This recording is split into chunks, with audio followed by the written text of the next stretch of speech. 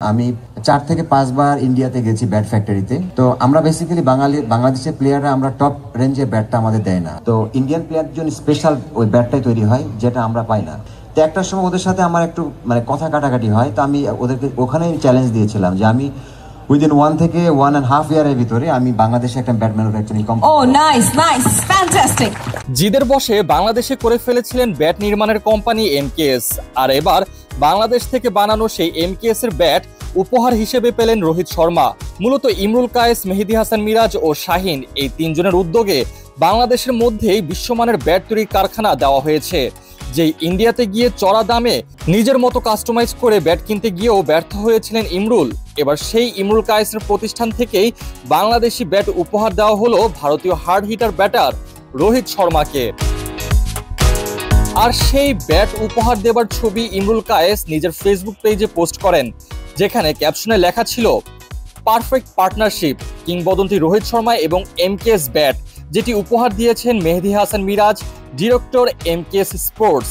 রোহিত শর্মার হাতে এমকেএস এর শক্তি নিয়ে মাঠে আরো অসাধারণ মুহূর্তগুলো দেখার অপেক্ষায় আছি।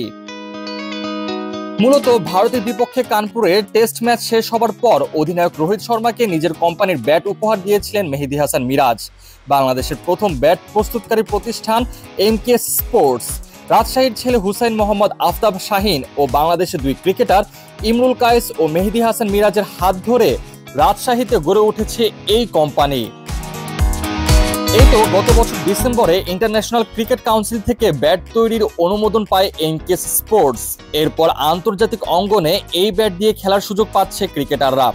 বর্তমানে বাংলাদেশ জাতীয় দলের বেশ কয়েকজন ক্রিকেটার এই ব্যাট ব্যবহার করেন। আর এবার এমকেএস কোম্পানিকে আরো বড় উচ্চতায় নিয়ে যেতে ভারতের কিংবদন্তি ক্রিকেটার রোহিত শর্মাকে ব্যাট উপহার দিয়েছেন মিরাজ।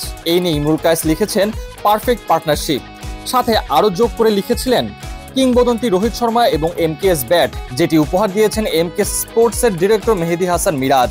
রোহিত শর্মার হাতে এমকেএস এর শক্তি নিয়ে মাঠে আরো অসাধারণ মুহূর্তগুলো দেখার অপেক্ষায় আছি।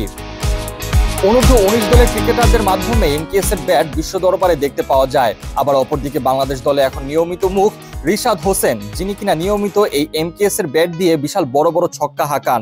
দিন যত যাচ্ছে ততই যেন এই প্রতিষ্ঠানটির ব্যাট ক্রিকেট বিশ্বে বড় আকারে সমাদৃত হচ্ছে।